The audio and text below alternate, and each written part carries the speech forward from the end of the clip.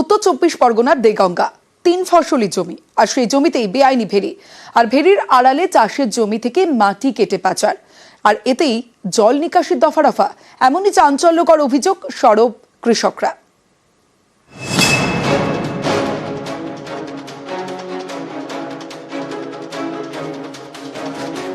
উত্তর চব্বিশ পরগনার দেগঙ্গায় চাপাতলা পঞ্চায়েত।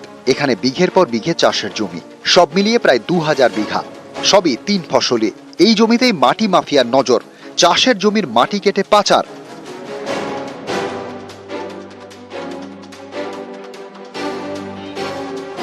যাচ্ছে 3 দিন আগে ভেড়ি দিয়েছে, দেওয়ার পর আজ থেকে মাটি কাটতেছে। আমার এই জমিটা অনেক জমি চাষবাস বন্ধ হয়ে যাবে, কেন সাইডে সেরকম পথ রাখিনি, পানির বিটি সাইড পর্যন্ত মাটি দিয়ে দিয়েছে, মাটি সাইড পর্যন্ত মাটি দিয়ে দিয়েছে। তাহলে পানিটা কোথায় পার করবো আমরা? সেরকম যে জায়গা যদি রাখতো আমরা কোনো কথা বলতাম না। এই দেখুন, 3 ফসলি জমিতে তৈরি হয়েছে ভেড়ি। অভিযোগ পুরোটাই বেআইনি। ভেড়ির পাশেই চাষের জমি, রাতে সেই জমির মাটি কেটে পাচার করা হচ্ছে বলে অভিযোগ। আর এমন ভাবে মাটি কাটা হয়েছে যে জমি থেকে জল বেরোনোর পথটুকুও নেই। এই মাটি চুরির প্রতিবাদে বিক্ষোভ কৃষকদের। পুকুর করছে করুক, আমাদের এখানে প্রায় 2000 বিঘে জমি আছে। এবার আমাদের মূল কথা হলো ওরা যা করে করুক, আমাদের পানির পথটা ক্লিয়ার দিক। ওটা খতিয়ে দেখবো, আমরা প্রশাসনিক এতে জানাবো। 3 ফসলি জমি নষ্ট করা যাবে না, সেই আমরা করা ব্যবস্থা। দেগঙ্গা থেকে জিয়াউল আলম, নিউজ 18 বাংলা। উত্তর চব্বিশ পরগনার দেগঙ্গা আর অন্যদিকে পূর্ব মেদিনীপুরের কাঠি আবাস নিয়ে এই 2 জেলায় বেনিয়মের অভিযোগ। দেগঙ্গায় কলসুর পঞ্চায়েতে গোলমাল, অন্যদিকে কাঁথিতে বিডিওর বিরুদ্ধে অভিযোগ বিজেপির, আর অভিযোগ মানতে নারাজ বিডিও।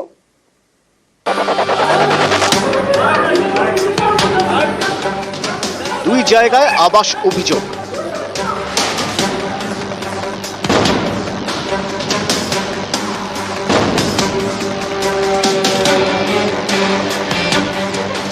দেগঙ্গার কলসুর গ্রাম পঞ্চায়েত এলাকা, এখানে আবাস নিয়ে বেনিয়মের অভিযোগে পঞ্চায়েত অফিসে গোলমাল। প্রথমত অভিযোগ, পাকা বাড়ি থাকা সত্ত্বেও এলাকার অনেকেরই নাম এসেছে আবাসের তালিকায়, অথচ যোগ্য অনেকেরই নাম ওঠেনি আবাসের তালিকায়। সবাই ট্যাক্স কাটছে। হ্যাঁ, আমি ওই সে হিসেবে আমরা বলেছে বলে আমরাও কাটলাম। মেম্বার চেঁচামেচি করেছে, প্রতিবাদ করেছে। গরিব মানুষ, হ্যাঁ গরিব মানুষ কোথায় পাবে এক্ষুনি এই মুহূর্তে? তো আপনারা জানাননি কেন আগের থেকে? তারা এই কথাটা মেম্বার বলেছে, তাই মারধর করেছে। হ্যাঁ, তাই ধাক্কা ধুক্কি দিয়েছে। এখানেই শেষ নয়, আবাসের ঘর পেতে গেলে নাকি দিতে হবে পঞ্চায়েতের ট্যাক্স। অভিযোগ, এমনই ফরমান জারি করেছে কলসুর গ্রাম পঞ্চায়েত। এত বেনিফিশিয়ারিরা ঘরের জন্য রেজিস্ট্রেশনের জন্য আসবে, আগে ট্যাক্সটা নিজে থেকে কাটিয়ে করে পাঠাবো, যাতে আমাদের ট্যাক্সের কিছুটা টাকা আমরা ম্যানেজ করতে পারি। এটা আমরা রেজুলেশনের মাধ্যমে মেম্বারদের অনুমতি নিয়ে আইন পাস করে আমরা এটা করছি। এদিকে তৃণমূল পরিচালিত পঞ্চায়েতের ট্যাক্স সিদ্ধান্তের প্রতিবাদ করেন তৃণমূলেরই এক পঞ্চায়েত সদস্য। এর জন্য তাকে মারধর করে পঞ্চায়েত অফিস থেকে বের করে দেওয়ার অভিযোগ উঠেছে পঞ্চায়েত প্রধানের স্বামী এবং তার সাঙ্গপাঙ্গদের বিরুদ্ধে। এখন যে মানুষগুলো আবাসের ঘর পাবে বলে ওই আশায় তারা ট্যাক্স দিচ্ছে, তখন আমি দলের মধ্যেই আমি মুখ খুলতে বাধ্য হয়েছিলাম। প্রধানের স্বামীকে আমি বললাম, আপনি প্রধানের স্বামী হয়ে আপনি কেন এই বিষয়ে এখতিয়ারভুক্ত করছেন? তখনই তিনি আমার উপর চড়াও হলেন।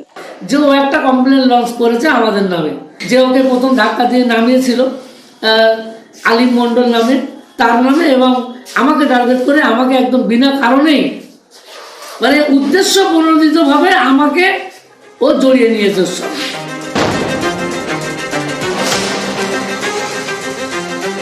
পূর্ব মেদিনীপুরের কাঁথি 1 নম্বর ব্লক, এখানকার বিডিওর বিরুদ্ধে আবাসে দুর্নীতি পক্ষপাতের অভিযোগে সরব হয়েছে স্থানীয় বিজেপি নেতৃত্ব।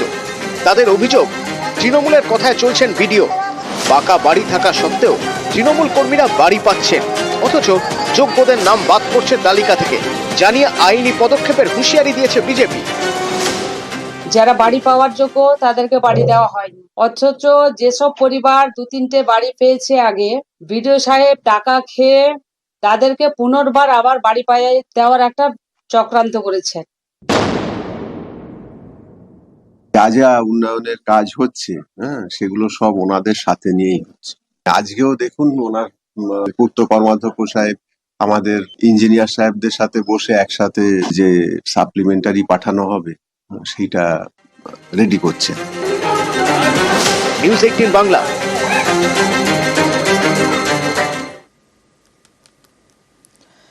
পশ্চিম মেদিনীপুরের গ্রাসে এক গ্রাম, আর সেই গ্রামে ভাঙন ভয়। আবাস নিয়ে ক্ষোভ, গ্রামে পদ্মের প্রভাব থাকায় বঞ্চনার দাবি বিজেপির, মানতে নারাজ তৃণমূল।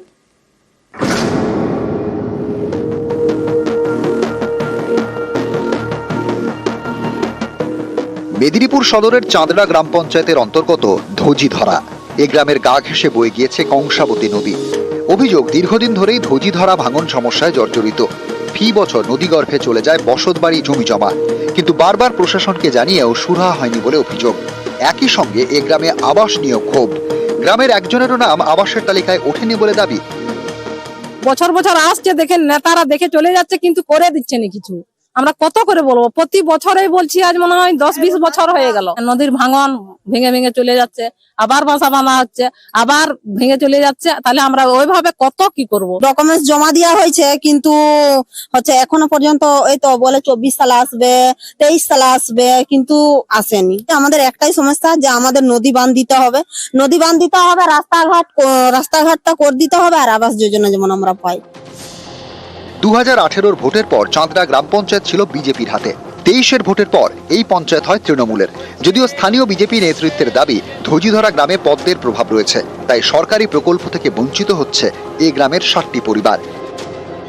কোনো সরকার পদক্ষেপ নিচ্ছে নি, যা নদী বাঁধা হবে না, ঘরগুলাকে ঘর দিলে এরা একটু সুরক্ষায় থাকবে, বা রাস্তাঘাট তো একদম বেহাল। আমাদের এখানে কোনো রাস্তাঘাটের কোনো প্রযোজ্যই নেই। প্রথম হচ্ছে ঘর, দ্বিতীয় হচ্ছে বাঁধটা অবশ্যই বাঁধতেই হবে। যদি না বাঁধটা আমরা বাঁধে দিতে পারি, এই পরিবারগুলো থাকার জায়গা একদমই নিশ্চিত নেই। 2018 সালে আবাস যোজনা সার্ভে হয়। সেই সময় চাঁদড়া গ্রাম পঞ্চায়েতের বিজেপির বোর্ড ছিল, প্রধান ছিল শিলা মাহাতো। তো যদি বিজেপির লোক বলে যে আমরা কেন আবাস যোজনা থেকে বাদ দেওয়া হলো, তো শিলা মাহাতো বলতে পারবে সম্পূর্ণ মিথ্যা মনে করি।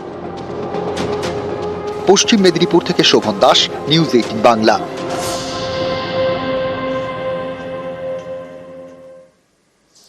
আবাস নিয়ে বারবার আমরা দেখেছি বিক্ষোভ দেখায় বিজেপি। আর বীরভূমে জেলা বিজেপি নেতৃত্বের অভিযোগ, কেবলমাত্র তৃণমূলের লোকেরা ঘর পাচ্ছে, বাদ পড়ছে বিজেপি কর্মীদের নাম। এ ধরনের অভিযোগ ভিত্তিহীন বলে মনে করছেন বীরভূমেরই এক বিজেপি কর্মী। বাংলার বাড়ি প্রকল্পে প্রথম কিস্তির টাকা পেয়ে তিনি ধন্যবাদ জানিয়েছেন মমতা বন্দ্যোপাধ্যায়কে। আবাস তালিকা থেকে বেছে বেছে বিজেপি কর্মীদের নাম বাদ পড়েছে। আবাস নিয়ে এমনই নানা অভিযোগে বীরভূমের জায়গায় জায়গায় বিজেপির বিক্ষোভ। এরই মধ্যে বাংলার আবাসের প্রথম কিস্তির টাকা পেলেন সেই জেলারই বিজেপি কর্মী। বাড়িটা আমি একটা সাদা কাগজে বিডিওকে দরখাস্ত করেছিলাম, টাকা ঢুকেছে, ঘর পেয়েছি, আমি খুবই খুশি, দিদিকে ধন্যবাদ জানাই। প্রধানমন্ত্রী আবাস যোজনার বরাদ্দ মিলছে না, এই পরিস্থিতিতে উদ্যোগ, রাজ্য সরকারের টাকাতেই হবে আবাসের ঘর। প্রকল্পের নাম বাংলার বাড়ি। পাকা বাড়ি করতে 2 দফায় মোট 1,20,000 টাকা দেবে রাজ্য সরকার। মঙ্গলবার থেকে প্রথম কিস্তির টাকা দেওয়া শুরু করেছে রাজ্য সরকার।